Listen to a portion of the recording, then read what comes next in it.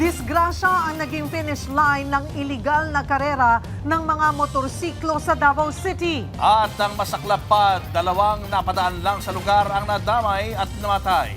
Aniya sa frontline sa balita si Bril Montalvo ng News 5 Mindanao.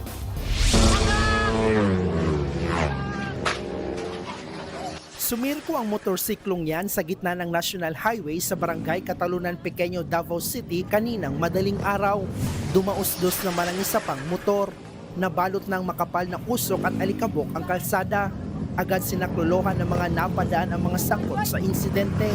Ang sumirko kasama pala sa 3 motor na kasali sa illegal na drug racing. Boy, pira ka boy. Boy, pira ka. Boy. Relax lang boy, relax lang dia. Duguan siya at sinubukang tumayo pero hindi kinaya dahil sa panghihina. Ang masaklap may dadamay sa kanilang kalokohan. Sinubukan pang isalbang isang rider at kanyang angkas na babae pero hindi kinaya at nasawi na sila.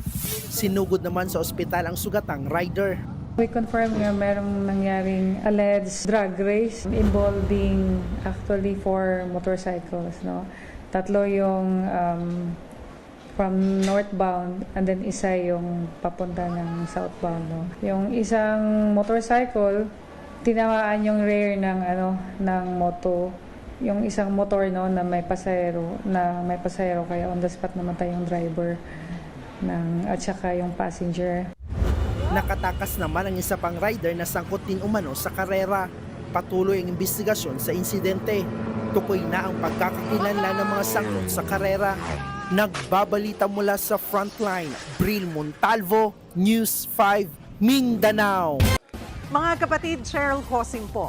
Maging maalam at may pakialam sa mga napapanahong issue at headlines. Mag-follow at mag-subscribe na sa social media pages ng News 5.